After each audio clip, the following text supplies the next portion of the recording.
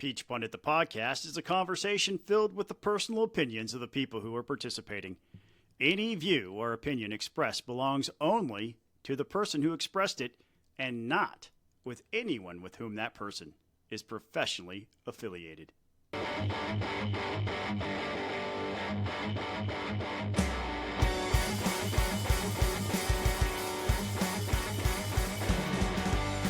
Hey folks, welcome to another episode of Peach Pundit, the podcast. I am Jason Pye, joined by Buzz Brockway and Scott Turner. We are no longer Scottless. We have Scott, and he's eating a magical little Debbie Christmas cake right now. Those things are like, it's like heroin. It's the so big good. version. It's the supersized version. Look at the thing. It's like the size of my palm. They're so much better when they're the bigger version. I got to get some of those for Emily's stocking because I know she likes them too. But good luck finding them because they usually run out around Thanksgiving. Fair enough. They're gone. Last week we spent Scott, did you ever even post last week's version of the podcast? Brother, no, I didn't. It'll be look, there is a special secret, double secret episode of Peach Pundit, the podcast with Jason Pye and Buzz Brockway. It is completely without me. You will get it sometime in the near future, dear listener. Don't ask me when, but you have something to look forward to. Man, it's in the can and it's ready to go. It just hasn't been published, but you're welcome for being able to listen to it later. You're welcome. We had a civil conversation about the Tech Georgia game, and neither of us lost our minds. Yeah, we spent a good 15 minutes talking about college football, and they lead that into. I got two things to tell you guys. One, go Dogs, SEC champions, and two, Emily and I have entered into a neighborhood contest for Christmas lights because we have done up our yard this year, and I know Scott saw this, Buzz. I don't know if you did. We put up a 20-foot reindeer in our front yard. Oh wow! That thing is taller than your house. Not quite. It's pretty tall.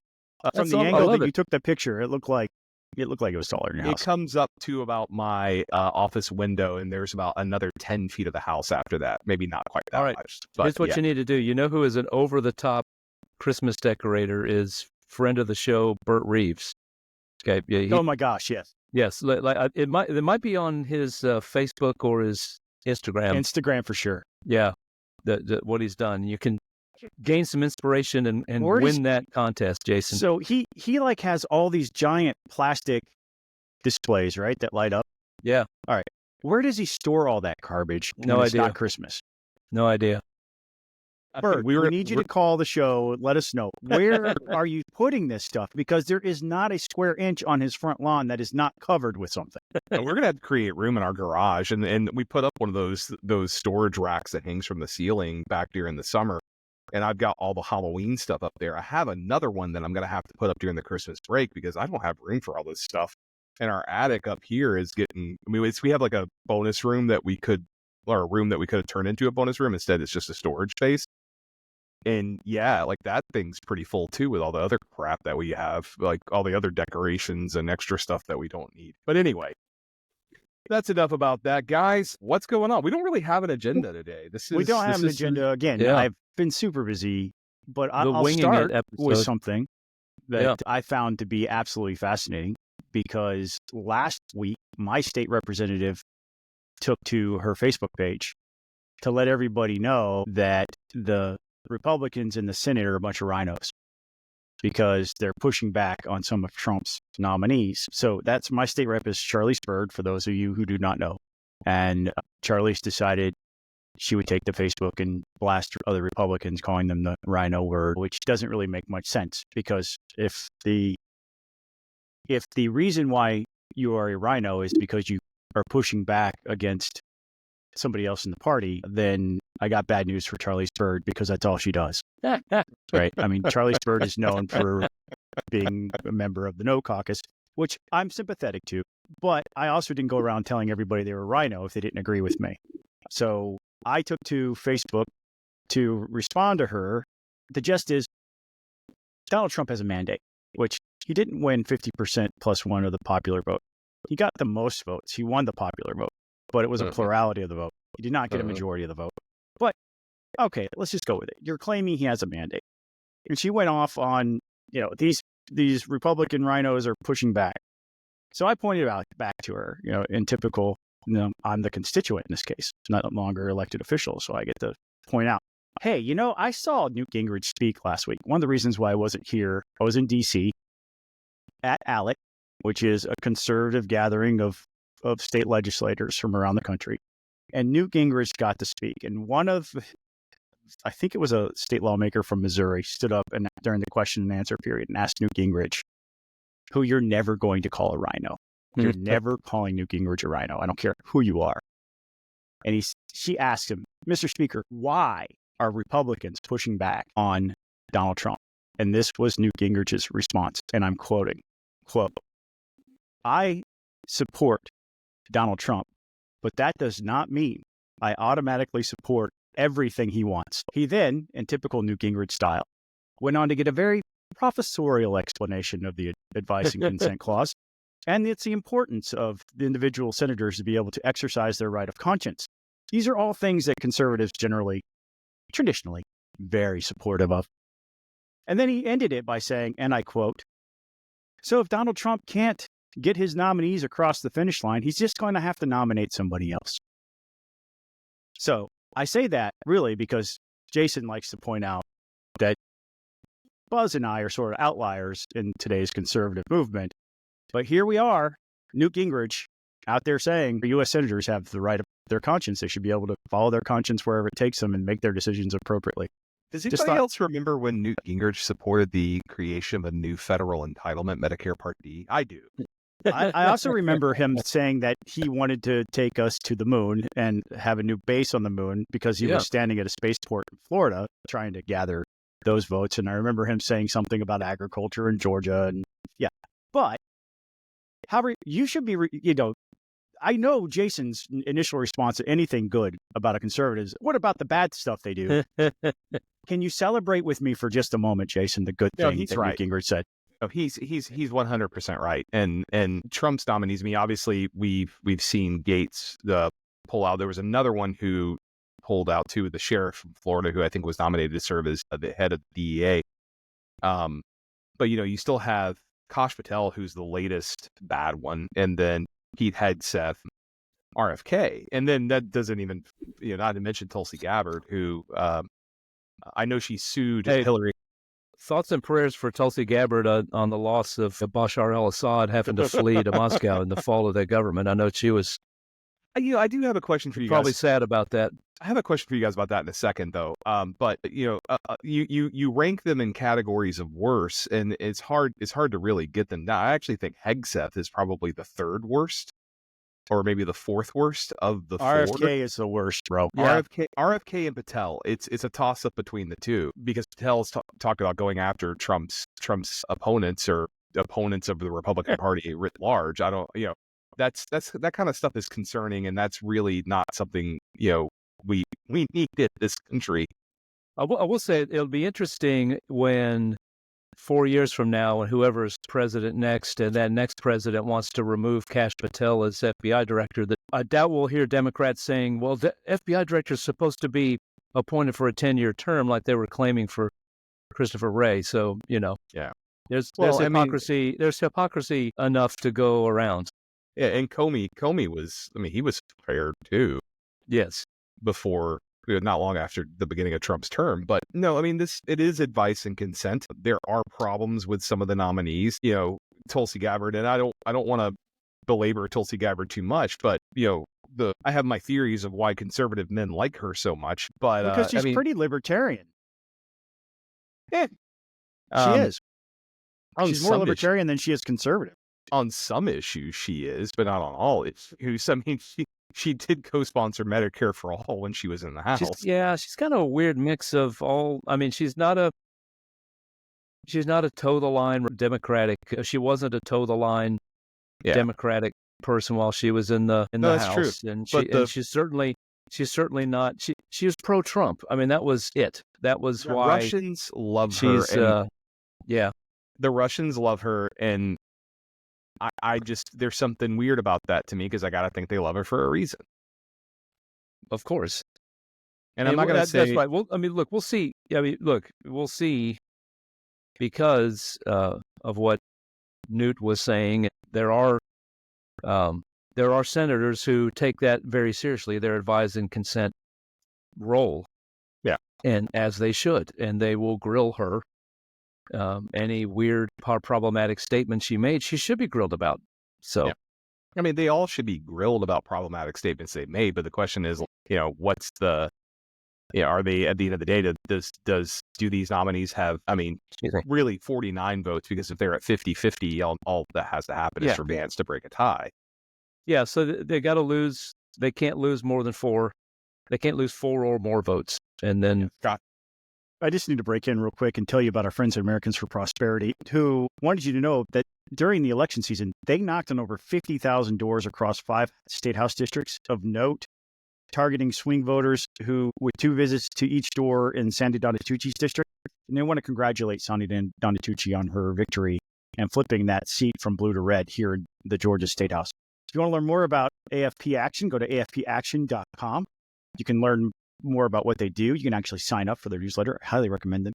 Also, if you'd like to be a Patreon podcast, you can reach us at patreon.com/peachpundit. Sign up for any one of our tiers today.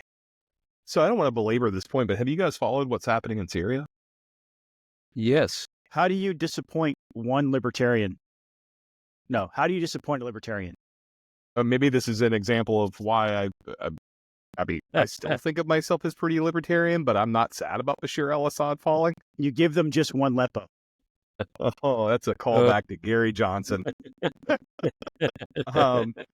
But no, like I said, I don't want to spend a ton of time on this, but I did catch some interesting comments yesterday by Senator Mark Warner, who's Democrat from Virginia, who said that the federal government should revisit the terrorist designation that we have on, I think it's I think it's the name of the group. Yeah. The acronym. Not to be confused with BTS, the K-pop band, but yeah. And the reason he's saying that is because they're saying they're saying some pretty interesting stuff right now about the protection of minorities, in particular, the Druze, Kurdish, and Christian minorities in Syria, that they're going to protect their religious freedom, and that the leader of the group, I think, is even saying that it's required by Sharia law, because he's been getting criticized by some more radicalist militants who are saying that he shouldn't protect. So it's just an interesting development in all this. Yeah. I just didn't know if you guys had seen that, if you had thoughts on it. What's John Ossoff doing? Is he out there praising them? Is he, that dude is like, I don't know. He's off the flailing about, as they say. No, I listened to a very interesting episode of the Commentary Magazine podcast, and I mean this is kind of in a dangerous spot, because Assad was a bad dude. Used chemical weapons on his own people, killed 40,000 people in an instant by using chemical weapons on them, 10 years ago or so. Really bad dude. Backed by Russia. Backed by Iran. He made Syria. Syria was kind of the freeway that allowed Iran to funnel weapons to Hezbollah and Hamas. And so no tears shed for that dude. The question is what comes next. And these HTS guys are, it remains to be seen what they're going to do. Oddly enough, they are somewhat backed by Turkey and Qatar, which is very strange. So, well, Turkey Erdogan hates the Kurds in the north of Syria, northern Iraq, and Assad was happy to allow the Kurds to foment things and made the Turks mad. But yeah, it's going to be interesting to see what happens, because it's on the one hand, this is a blow to Russia and a blow to Iran. Iran is in a really weak position at the moment. And you think about what's happened since October 7th, since that horrific attack. Hamas is all but gone. Israel, in a short period of time, twice over, wiped out Hezbollah's leaders. They're under a ceasefire, and part of it is for Israel to say, we don't even know who's in charge of that crowd now. But they've severely degraded their capabilities. Iran is busy, sending drones to Russia, and then in one night, or in 2 nights rather, Israel wiped out their air defenses and exposed that Russia's version of the Iron Dome sucks. So it's, things have not gone well for Iran and Russia here since the October 7th attack. I mean, for Russia, I mean, it's and now they've lost Syria. Yeah, for Russia, I mean, it's even what's happened in Syria is even just as much of a foreign policy blunder as the invasion of Ukraine. Mm-hmm. But like I said, I don't want to belabor the point. We have a lot of other stuff to discuss. That's just an interesting development since the last time we were on. That I thought was worth. I mean, it drives the point home. In the secret podcast, you'll hear Jason and I say American leadership is crucial to the stability of the world. Like it or not, I know everybody wants to be isolationists, but here's another example of American leadership is crucial. Yeah, I mean, if we don't step into that situation, who does? China. Right. Exactly. China. Yeah, exactly. And then you allow China unfettered influence without competition and uncontested. If we're not playing in this space, this is exactly what we said too. Because I think I even said this in the yet to be aired podcast, that if there's one area where I've sort of changed or modified my views, it's probably in the foreign policy arena, because I see so many. I mean, just in the past 5 years, so much has changed in the world landscape, and I think you have to be an idiot to not look at it and say American leadership is necessary in the world. Because we create a power vacuum. You create a vacuum when you're not. Let's hear it for the neocons, man. Let's hear it I'm for not us a neocon. neocons, man. My default is not intervention, but I mean, not intervention means, to me, it means putting troops directly on the ground. It doesn't mean, and I know people are going to say I'm wrong, but like, to me, it doesn't mean that we shouldn't send money or aid to help other countries. Either countries that are under their democracies under threat, or new democracies that need help. But anyway, so Scott, the United States House of Representatives has signed off on a 1,800-page, almost $900 billion piece of legislation that is passed every year since like the 60s or 50s. It's called the National Defense Authorization Act. This is what authorizes things like defense programs, procurement, so on and so forth. The actual appropriation for DoD Act is through the Department of Defense appropriations bill. So that's a separate thing, but this is just an authorization. That bill passed the House, I believe, Wednesday. Yeah. And looking at the vote on the clerk.house.gov, it passed 281 to 140. 200 Republicans voted for it. So did 81 Democrats. But 124 Democrats voted against it, as well as 16 Republicans. Mm-hmm. To most of it, and this, for those of you who maybe look at this and say I'm crazy because the bill is listed as the Wild Act, it's HR 5009. This was the Senate amendment with an amendment. So the House took the Senate amendment, replaced it with their own amendment, and they're sending it back to the Senate. And the Senate will probably vote on it, if not this week, next week. So this is, it's packed full of stuff. It has a bunch of different things in it. It caught my attention because of the Georgia Recorder.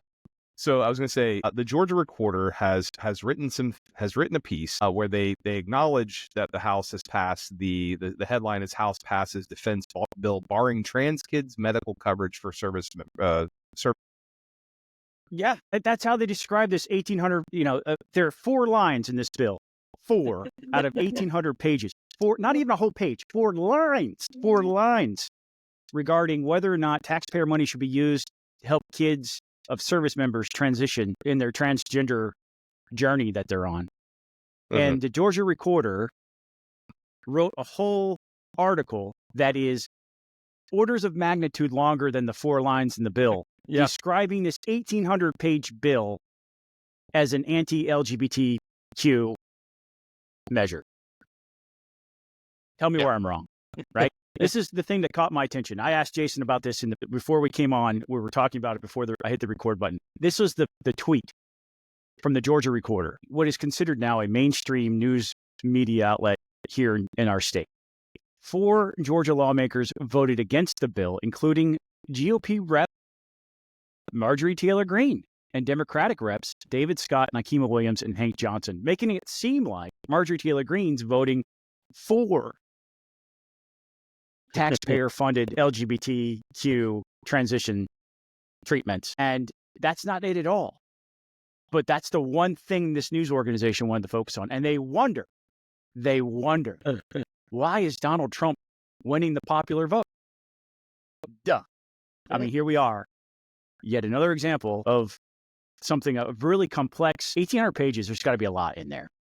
But if you zero in on 4 lines, and that's what you write this whole giant piece on, and you try to lump in Marjorie Taylor Greene probably has problems with Ukraine funding or some other reason. Yeah, there's some Ukraine's. Your lazy reporting here just lumped her in and made it seem like that's what she was voting on this bill for. It's just garbage reporting. The 16 Republicans who voted against it are some of the most conservative members of the House of Representatives. You have Andy Biggs, Tim Burchett, Bob Good, was until recently the chairman of the House Freedom Caucus. Let's see, Thomas Massey, Ralph Norman, Scott Perry, Chip Roy. So those are all very conservative members. Virtually every single one of them, except for Massey, is a member of the Freedom Caucus. And I'm looking at the section of the bill right now. The section of the bill, I mean, I don't have I can't give you a page and line number, but I'm looking at it. It's a section 708, and it's maybe a handful of lines long. It is 7 lines, 8 lines long. This is it. And it says, all it says is section 1079A of Title 10 United States Code is amended by adding the end at the following new paragraph. Medical interventions for the treatment of gender dysphoria that could result in sterilization may not be provided to a child under the age of 18. That's it. That's all it says. That's the entire thing related to trans kids. And it, again, only military kids who are probably covered by TRICARE. Yeah. In the entire bill. That's it. That's the only thing in here. And so using this logic, that's the reason Miss Marjorie Taylor Greene, who has a sign outside of her office that says there are only 2 genders, is the reason she voted against this. Yeah. There are other things and that here also too. means that Sanford Bishop and Lucy McBath, who the article points out voted for the bill, are voted to harm and put trans kids in danger, right? Using this logic. Well, I mean, they voted to give pay raises to our men and women in uniform. They voted to allow Space Force to take over the National Guard, which I know every governor in the country just absolutely loves the idea of the federal government stepping on their toes and taking over their National Guard. New requirements for blast exposure are in here. The final bill included a measure to prevent, assess, and treat conditions, including traumatic brain injury suffered by service members repeatedly exposed to explosion pressure waves. Tua cannot be reached for comment. I mean, I can't find the section by section on the House Armed Services Committee website, or HASC, as we normally call it. But my understanding is there was a substantial pay raise in here for military, for soldiers. So 4.5%. Yeah. Well, no. Well, junior troops get a 14.5% pay raise in fiscal year 2020. This is a 4.5% increase for all troops, an additional 10% bump for the military's most junior enlisted ranks. Yeah. Those are E1s through E4s. Yeah. So, yeah.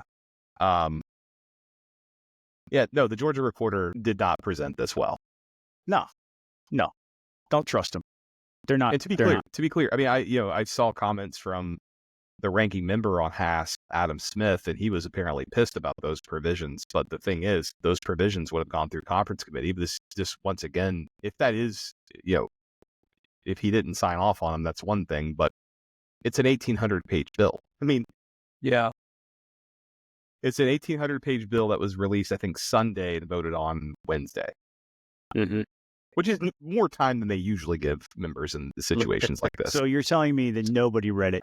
That's what I heard you say. Probably not. I mean, staff probably did, but not the whole thing. They probably read the section that they slipped into the bill. That's what staff read. Government's broken both. I mean, just broken. Let's Buzz, did you want to add anything? No, I think it's as Scott says, an example of a bad framing of a very complex and complicated bill that, the people who voted for it and against it, there's probably as many reasons of why they did that as there are members of Congress who voted. Oh, yeah. Before you get to your next topic, Jason, let me tell you about our friends over at the Golden Retriever Rescue of Atlanta, which is an all-volunteer, tax-deductible charitable organization dedicated to providing veterinarian care, comprehensive evaluation, foster and adoptive homes to golden and Labrador retrievers who are abandoned, mistreated, neglected, or left in shelters throughout Georgia. We encourage you to visit their website at grrasc.org GRRA.com and help connect people and dogs that need each other in their lives. You truly can make this world a better place by helping to find homes of gold for these golden-hearted pups. Thank you to our friend Rob Lee over at Lee6 Media for donating his time as a partner-level Patreon to the GRRA. Go visit them, grra.com. Maybe you'll find a foster, just a temporary place for the dog to spend the holidays. Again, if you'd like to be a patron, go on over to patreon.com/peachpundit and sign up for one of our tiers today. Yeah, I've never told Emily that we do that ad for retrievers, and if I did, she's gonna beg me to let's go down to Georgia and get one. She wants a golden real bad. You're not just getting a dog if you sign up here, though. I mean, they vet the owners. They want to make sure it's a good fit. So it's a whole process. Don't expect on 2 days before Christmas to sign up and go and get a dog. You've got to be vetted. They research you to make sure you're a good fit for the dog. If you ever see mine or Emily's name show up on one of these applications and you work at GERA, just know we'd be terrible owners. You should decline us. We already have one dog and he's enough. So I want to stay in. You only have one. They need a friend. And then once you have a friend, you got to get the third one, because what if the other ones isn't like the first one? And then you got to have the three. And then once you get three, you might as well go for the set. We have all four. We have 3 cats, a dog, 2 parakeets, and a hedgehog. So you have 3 cats too many. We don't say that around Emily. I love cats. I'm kidding. But I don't know that I can handle another animal in the house. Anyway. So staying inside the House of Representatives, so David Scott, this is actually some pretty interesting news related to Georgia. David Scott is the ranking member on the House Agriculture Committee, which its main responsibility is producing Farm Bill every usually 5 years. They're about a year and a half late on that now.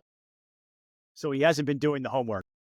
Well, the Republicans control the chamber, so there is that. So they're going to extend the Farm Bill out through September 30th of next year, most likely in the upcoming CR. But David Scott is apparently in a little bit of trouble because he's getting some challenges for that spot that are going to be voted on soon by the Democratic caucus.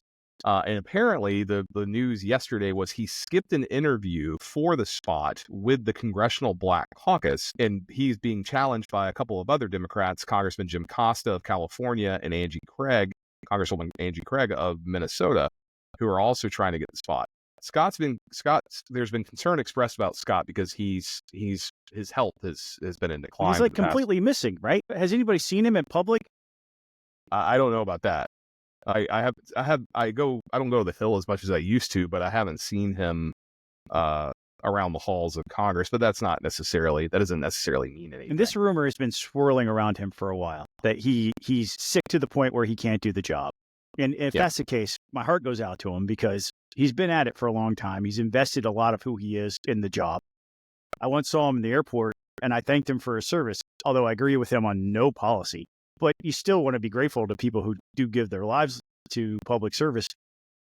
And this rumor continues to persist that he's just not around, and he doesn't show up for a meeting to protect his one committee assignment that is the most important to Georgia. If it wasn't armed services, it's agriculture. Those two things for Georgia are extraordinarily important, and you couldn't be bothered to show up. It's only going to fuel the flames of these rumors, right?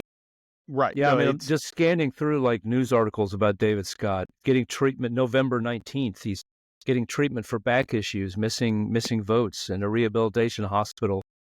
Could miss 2 weeks of votes at the time, and just going off. This has been an ongoing thing, and if I'm not mistaken, and I know it's politics, but I mean, if you have enemies, they're not going to cover for you. Well, and he's been challenged the last couple times he's run, and this has been an issue by Democrats.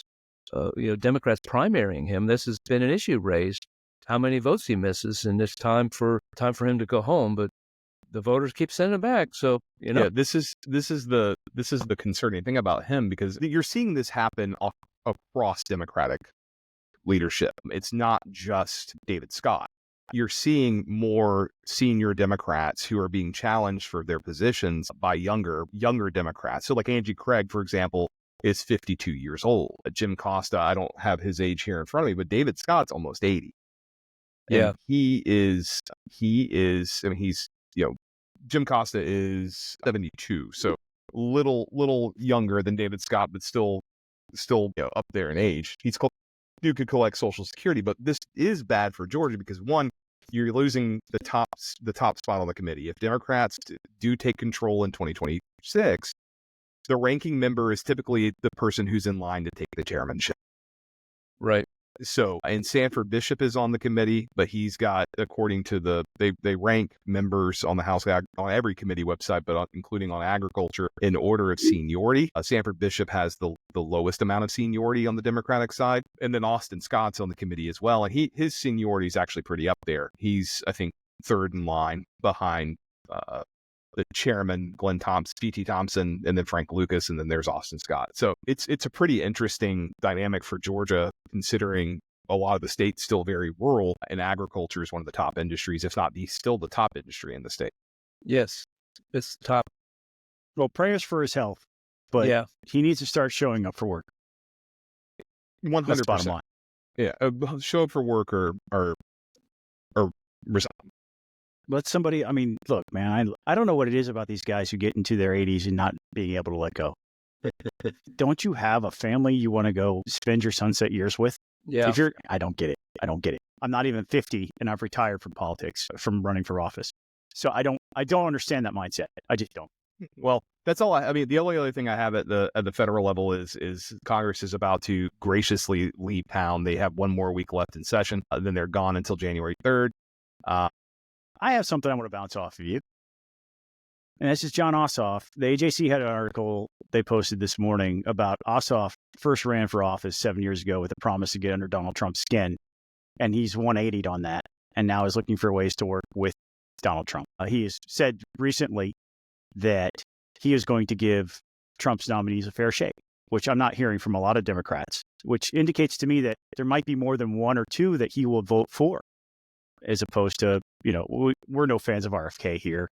I don't think that's a secret. Eric Erickson has waxed poetic enough for all of us about all the reasons why conservatives should be deeply concerned with RFK Jr. in any type of cabinet role, but especially the one that he covets and has been nominated for. But you have our state senator, our U.S. senator for our state, who's up for re-election in just a couple of years, is possibly staring down the barrel of a Brian Kemp challenge to his seat, potentially, saying these things. So what's the reaction from the DC crowd to John Ossoff? I think it's the same thing you see from any vulnerable Democrat. There are going to be some nominees that are being put forward who are not that problematic at all. I mean, there are some who are arguably either qualified for the job or just have a good reputation in Washington, D.C. Marco Rubio he's a senator, so it would be a real breach of decorum, for senators to vote against him. So, but you look at the list, you have, the Treasury nominee, Scott Bessent. I hope that's right. There are going to be people who oppose him on populist grounds, but the guy has a good reputation. Doug Burgum, who's been nominated for Secretary of Interior, a former governor of a state with a lot of federal land, and can see him going through pretty easy. Brooke Rollins, I don't know. I think Brooke I got to know Brooke a little bit during First Step when she was in the White House. I don't think there's anything necessarily problematic about her, but she could get through pretty easily. But there might be a couple of Democrats who don't like the fact that she's super pro-Trump. Doug Collins, who's a former House member. Sean Duffy, who's also a former House member. Those guys shouldn't have as many problems, but there are going to be some nominees who lose, more than just the left of the progressive left of the Democratic Party. Chavez DeRemer, I think, might actually pick up some of those people. She's been nominated for labor secretary. She's a sitting member of the House. That might be the worst. She's very, nominee very, very that Trump has made. I mean, she co-sponsored the PRO Act. Yeah, she co-sponsored the PRO Act, which is a very labor-friendly bill, and she was apparently nominated at the behest of one of the presidents of a large labor union. Yeah. So there are going to be some people. Yeah. All you MAGA folks, tell me how I'm not the conservative anymore. Right. Well, it's apparently according to Donald Trump cozying up, rubbing elbows with labor. I mean, tell me I'm not conservative. J.D. Vance and Josh Hawley, I mean, that's their whole shtick, or part of it at least, is to cozy up to big labor. Yeah. So, but you have problematic nominees like Hegseth, like RFK, Tulsi Gabbard, and Kash Patel, who are they're gonna be real hard for someone like Ossoff to vote for. But I mean, Well, then you're going again, to have Republicans not vote for those folks too. So, Right. I mean, it gives him cover. If it gives him a lot of cover, if he follows what Susan Collins, Lisa Murkowski, Mitch McConnell, and John Curtis are doing, because I think those four are the people who are going to be right. the most willing to buck the Trump administration. yeah, And Mitch McConnell has proven for a while he don't give a care no more. Right. and I mean, and I'll add to that there's a handful of other people who are not nominated for cabinet level positions who I think are highly problematic, like Russ Vought, who's going around saying that the president can just not spend or not release appropriated funds that Congress has put into law. So that's just the impoundment stuff. That's the impoundment stuff. So let's get into that for just a second, because I had this conversation with somebody last week who was a solid conservative while I was in D.C. and explaining how the president does have a discretion on whether or not to exercise impoundment and not spend money. And I explained to them, hey, Justice Scalia disagrees with you, and there are two members of the current Supreme Court that have fallen off of the Scalia tree, in Gorsuch and Amy Coney Barrett. So you're not getting past a conservative court on this. And my thing was, why don't you just go pass a bill? If you want to redo the Impoundment Act, which came out of the Nixon administration, trying to force his hand and making sure that he was spending the money as appropriated by Congress, rather than allow the executive to have that type of authority, which conservatives should be generally very afraid of. We should not be empowering the executive to break the law. Just go change the law and actually do your job as a legislature, especially since you're going to have both chambers. Yeah. Well, yeah, you've got you have the Impoundment Control Act of 1974 that was passed back in the Nixon era. That probably, that alone stands in the way of a president or even Trump. Yeah, just ignoring Congress's instructions on how to spend the money. Yeah, so there are ways to do that. One, you could try to amend the Impoundment Control Act. You're not going to get 60 votes in the Senate to do it. Right. So that's problem number one. Problem number two is there is nothing in the Constitution that gives even an implied right of a president to do this. They're resting. So some of the supporters like Russ Vought of congressional impoundment are saying, well, this has long been a presidential prerogative. It's part of executive power. Again, there's nothing in the Constitution that says that. And you'd have to have a pretty broad view of executive power to make that argument, which is scary in and of itself. Like, if you're a real conservative, you should be talking about reining in the executive, right? Correct. Yes. Yeah. And then you look at the Impoundment Control Act. It was passed in direct response to Nixon impounding funds. There was a Supreme Court case related to this. It was Train versus City of New York, where the justices unanimously held that President Nixon could impound funding for a program controlled by the EPA. It was limited to that ruling was limited to that specific issue. It wasn't applied broadly, but Scalia did cite Train in his dissent in Clinton versus City of New York, which related to the line item veto. When Congress struck down the line item veto, he cited Train, and Scalia believed it applied broadly. And then finally, I think the other part of this that supporters of this broad authority to impound funds forget, the ICA provides a president with the ability to propose rescissions. A president can supply Congress with a list of rescissions that gets expedited authority in both the House and the Senate. In the Senate, that means it only requires 51 votes, a simple majority. And they have 45 days. And once the 45 days is passed, the president has to release the funds. There are ways to rescind funds. In the past, it was used successfully. Trump tried it in his first administration. He proposed, I think, about $15 billion in rescissions. And it came within one vote of passing. It was Richard Burr who shot it down on the Senate side. We called it the Burr Trail at the time. Get it? Burr Trail, Richard Burr. Burr Trail. You guys are so dad joke. Acceptable to me. Such a dad joke. But there is no constitutional authority, implied or otherwise, that the president can just withhold funding, not since Congress changed the law in 1974. And Congress can, as part of the checks and balances of our system, narrow the scope of presidential power. You don't like it? Imagine that. Fucking deal with it. I just love that we're like, oh, let's go empower they're good conservatives, like people I know to be ideologically conservative. Let's go empower the executive. No, let's not. Let's not and say we did. No, Let's it's try it's, that. I mean, this is not the end of history, right? I mean, Right. there will be another president in 4 years who will not be named Donald Trump because Trump is term limited. Although I did have somebody ask me yesterday, a serious person asked me, is he going to do away with are people going to do away? Is Trump going to be successful in getting rid of term limits and just serve forever? I said, no, absolutely not. Not a chance. no, Not I mean, happening. So you think he's going to leave at the end of 4 years? Yeah, Yeah. he will. Yeah, the only way Donald Trump could serve as president again after his second term is complete is for him to be named as vice president to another ticket, and then have that person resign after 2 years so he can fulfill the Can't last. even do that. Once you fulfilled their 2 terms as president, you're disqualified from serving as vice president. Okay. Can't even do that.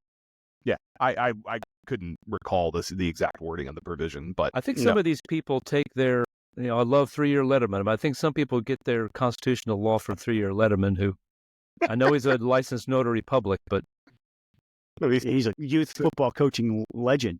these people who believe this stuff finance their waterbeds. It's pretty clear. no doubt about it. That's But, exactly what they do. It's just a the I remember this stuff coming up when Obama was in office, when I had my mom say, he's going to stay in, he's going to run for another third term and he's going to stay in office. I'm like, Mom, the Constitution prohibits him from doing that. Please stop freaking out.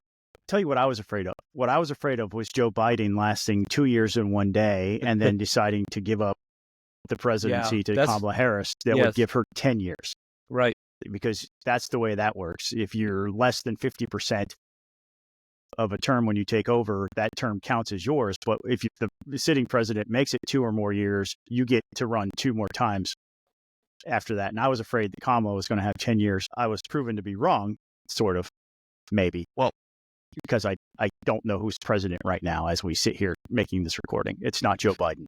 Jesus Christ, Scott. It's not. It's not.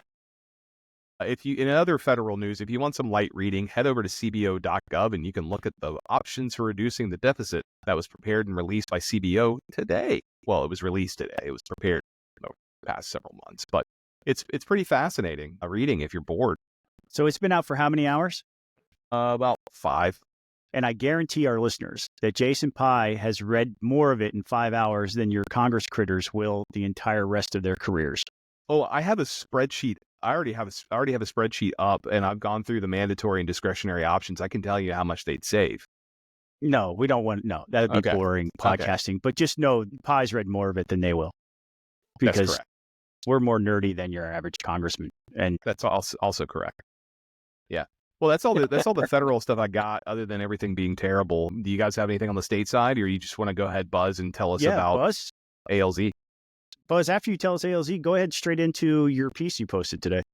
Yeah. So our anonymous supporter of Peach Pun of the podcast wants you to visit alz.org, the Alzheimer's Association of America, and support that wonderful organization.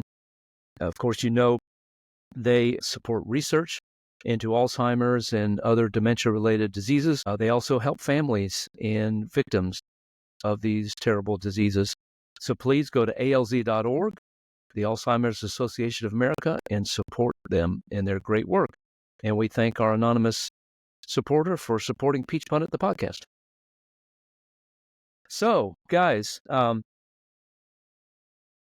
I was in Athens, and I saw, Scott, I saw you on Monday, but the Biennial Institute was being held in Athens on Sunday, Monday, and Tuesday. So I was there Monday and Tuesday, and I began to hear this rumor going around that some folks in the legislature were upset about a new rule that was passed by the Georgia Education Savings Authority, which was created by Senate Bill 233 to implement the Promise Scholarship.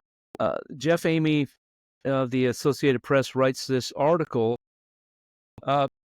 saying that showing that the rumors that I'd heard were true. And this is talking about framing things incorrectly, like we talked about with Georgia Recorder. Jeff Amy frames this article as if that by the stroke of a pen, the Georgia Education Savings Authority wildly misinterpreted the plain, the language of SB 233 to make all sorts of other kids eligible for the promised scholarship, and that's just not true. And I wrote about this on Peach Pundit, the blog. There's 2 lines that make it very plain that the rule that they implemented was exactly in the plain reading of the law of the bill that was passed, and essentially it boils down to the in lines 354 and 355. It's black and white. It's easy to see this, that in one of the criteria to be eligible, there are a number of criteria. One of the criteria is that to be eligible for the promised scholarship is that a student resides in the attendance zone of a public school that is included in the list of public schools. And then it goes on to describe the code section to see what that list of public schools is. But it's essentially schools that are in the bottom 25% of performance on the CCRPI. That doesn't say you have to attend that school. Now, before you freak out, think about this for a minute. And even Jeff Amy points this out in the article.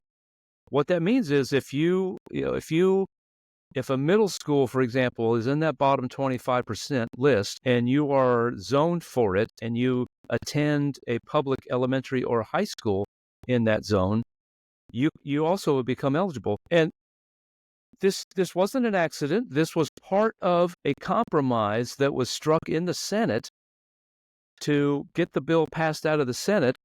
The House had this bill for 2 years, never made a change to that bill. They further limited the bill by putting a cap on the overall program of 1% of QBE funding. So even if they fully fund this program next year, less than 22,000 kids will be allowed to participate in this. So this plain language of the law that has been put in rule by GESA does not expand the program because there's the overall cap. And furthermore, this is already a tiny program. There are 1.7 million kids in K through 12 schools, where if the legislature decides to fully fund it, less than 22,000 kids will be able to participate. So first of all, I don't understand the freak out.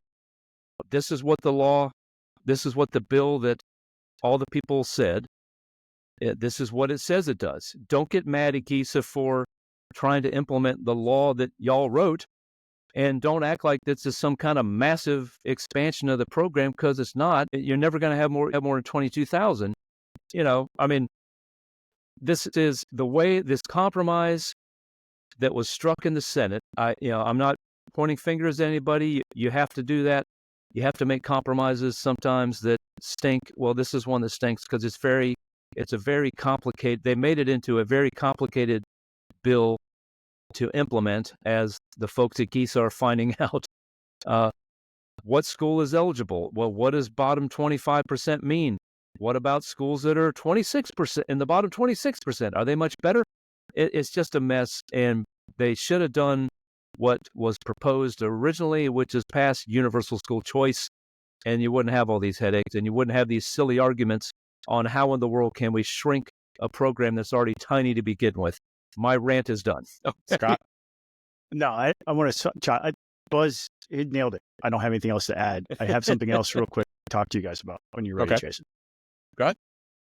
The AJC did a piece early December. You remember over the summer, the Brennan Center invited me up to D.C. to participate in their war games, what it would look like if Donald Trump became president. And it was all a bunch of fear-mongering stuff about how all Republicans were just going to violate their oaths to the Constitution and just do whatever the incoming president wanted, right? You remember that? And I pushed back, and I played the role as a constitutional conservative, saying, I have an oath of office, I have other things on my plate, I can't give the president everything he wants. And the liberals in the room were really disappointed in me because they felt like I wasn't playing it right.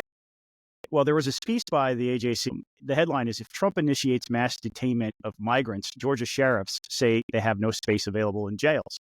And I found this to be enlightening for a couple of different reasons, because it was the law enforcement aspect at the state level that I told those liberals at the Brennan Center that would be the biggest deterrent to any of these major executive power grab type policies that they were so afraid of. And here we are. These are sheriffs from Baldwin County, Barrow County, These are not your guys who from Fulton to DeKalb, who didn't even respond to the article when the AJC went looking. This is from Bill Massey, Baldwin County Sheriff. We've heard everything from mass deportations to different enforcement measures, so we don't know exactly what we're going to be faced with. But most Trump allies and sheriff's organizations supporting Latino migrants expect the president-elect will begin ordering the deportation of people in their community without documentation and have committed felonies. But that's what's supposed to happen anyway. And many of these sheriffs are saying they don't have space in their jails. Howard Sills, who famously, while I was a state rep, said that Nathan Deal's criminal justice reforms was worse than Lucifer and all of his demons combined, is I remember that quoted in this article. And he says the federal government can't make me hold their prisoners. This is Putnam County Sheriff Howard Sills. The government can say, I've got to hold them till they can come and get them, but they can't make me by law become a federal detention center. And these jails have, somewhere they're either completely full and they're paying other counties to house their prisoners, or they're within 20-something seat beds of being completely full. And another sheriff, Judge Smith, said that it's just not a problem in his community. I say to my staff, let's take a step back and look at this. Is this person a danger or threat to society? Have they committed one of the 7 deadly sins? I don't answer to the president, and I'm not being disrespectful, but I answer to the local citizens of Barrow County who put me in the position that I'm in today. That's the aspect that the fearmongers have overlooked, is the individual who is serving a community, serving a constituency, who is elected to be put in office, actually looking at the power structure and their own authority, and they're not forfeiting their own authority. And that's the way the federalist system is supposed to work. And I just wanted to point that out to those who are out there where immigration is your number one issue. You're in the minority. Immigration is a serious issue. I'm not trying to demean it or say that it's not important. It is an important issue, and it needs to be dealt with in a very holistic point of view. We need comprehensive immigration reform. But if you're relying on the sheriffs in a conservative state, in conservative red districts like a Walton, a Barrow County, they're telling the federal government, look, go do your thing. I'm taking care of my community. And there's a quote in here as well about not raiding apartment complexes. That's not what they're set up to do. They're trying to fight crime as it happens. And whether or not that quote about, I have to say to my staff, let's take a step back and look at this. Is this person committing one of the 7 deadly sins, a felony? They're not going to be out there just looking for every Latino trying to get them to tell them what their immigration status is so they can ship them back to wherever they came from. That's just not what's going to happen. I know that's probably what a lot of people imagined would happen, because Donald Trump makes it seem like that's what they're going to do. And I think recently he's made some comments, Jason, remind me if I'm wrong on that, about that is what they want. Yeah. But they're not going to find a lot of cooperation amongst locally elected sheriffs in our counties, who, by the way, in Georgia, are the most popular elected official, more so than Donald Trump. Well, true. I'm going to leave my comments on this short, sweet, and to the point. They are discussing doing a reconciliation bill related to the border, and one of the things they're talking about doing is reprogramming. Well, it's giving a boost to defense spending related for the border that would be made mandatory, which in budget speak is a big deal. In federal budget speak, considering 26% of the federal budget is discretionary. The remainder is interest on the debt or mandatory spending. And obviously there's a concern that money just becomes baked in the cake long term. But how are you going to justify, with a $1.9 trillion budget deficit, $4.5 trillion of just to extend the Tax Cuts and Jobs Act, not to mention the other stuff he's talked about doing? Eventually you're starting to talk about real money, and you're going to see budget deficits even worse than they are now. And no, tariff revenues aren't going to save you. In fact, they're going to hurt you. Tariffs are going to hurt you. And you've got to address this issue. I don't deny that, but there's a right way and a wrong way to do it. And rounding up people, I don't. As Scott, you mentioned the 7 deadly sins. Rounding up people who haven't committed any of the deadly sins, I don't know that that's a smart idea. And you're going to decimate some industries, including the agriculture industry. Which also leads to higher prices for food and other unintended consequences. There's so much low-hanging fruit in immigration. enforce the people, make the people who have overstayed their visa either renew or go back home. Fix the ag visa where it actually functions and is functionable and works. Oh, so much low hanging fruit there. They're gonna, if they're smart, they'll spend 2 years doing that and close the border. Yes, don't have an open sieve at the border. Actually stop people from coming in. So much low hanging fruit there before you have to go Elia Gonzalez on all kind of people. Right. Yeah. Other rumors that we heard at Biennial Buzz, lots of buzz around the lieutenant governor's race. We know that our lieutenant governor currently, Burt Jones, is likely to run for governor, which is going to open that seat. Who are you hearing? Who are the names? I think who are we not hearing? I mean, that's pretty much gracious. right. Yeah. Seems like half the Senate is running for something. Right. All right, so we'll just toss this out since this part of our job here at Peach Mountain Podcast is engage in wild speculation. So here are the names I've heard who are considering running or are considering running for Lieutenant Governor: John F. Kennedy, Appropriations Chair Blake Tillery, Matt Brass, Steve Gooch, Greg Dolezal. Who else? Who am I missing? That's who I've heard. What, have you heard anything about Jason Anavitardi?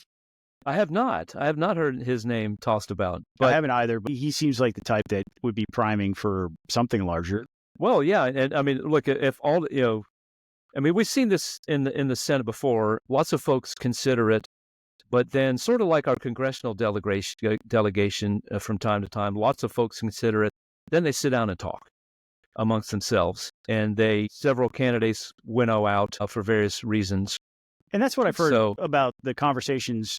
Yeah, the cloud over whether or not Blake Tillery runs. He is very close with Matt Brass. Yeah, they are not going to run against each other. Right. So if one of them gets in, the other's out. Right. Greg Dolezal is an intriguing one for me. Mm-hmm. I've liked Greg for a really long time. Close to the lieutenant governor, close ally of Lieutenant Governor Burt Jones, as is Matt Brass. Yeah.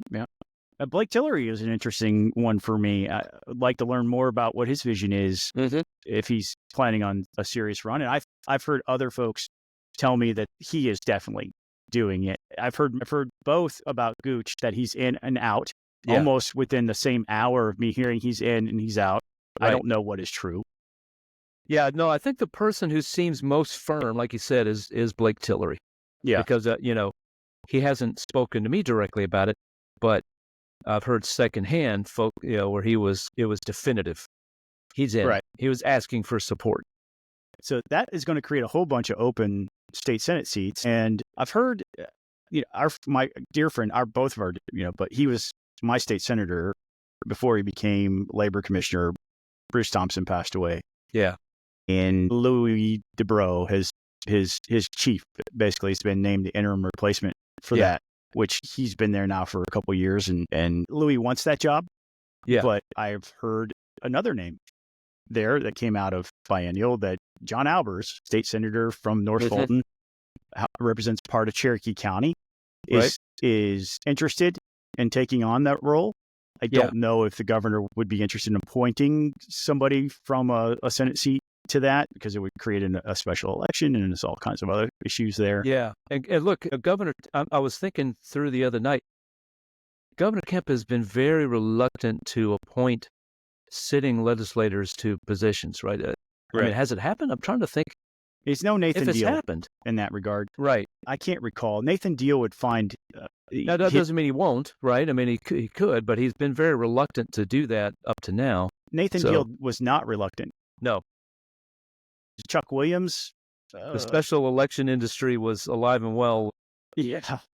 Yeah. Chuck Williams went to DNR or something, and then he got arrested for stealing a chainsaw. He sent Christian Coomer to the Court of Appeals, who got practically disbarred for a couple of years. I think you're kind of making the case that Governor Kemp has been wise to. Right. Oh, so Nathan Deal was interesting because he would take his loyal soldiers and give them a new job. And that worked sometimes. There were a couple of... Oh, yeah. Jay Neal worked out really well. Sure. Department of Corrections, right? So sometimes it works. Yep. Other times, not so much. But he also wouldn't just limit it to his loyal soldiers. He would find like the most effective conservative agitators against his agenda. And I put Regina Quick in that category because she was our conservative Iron Lady. Yes. She was the smartest conservative in the room, and she was far more conservative than Nathan Deal was, and could articulate the conservative point of view on any issue and tell everybody why they were wrong when Nathan Deal brought something that wasn't so conservative to the floor for a vote through his floor leader team. I remember at one point she was in the well and she ripped up the statement from the judges saying that don't impress me much.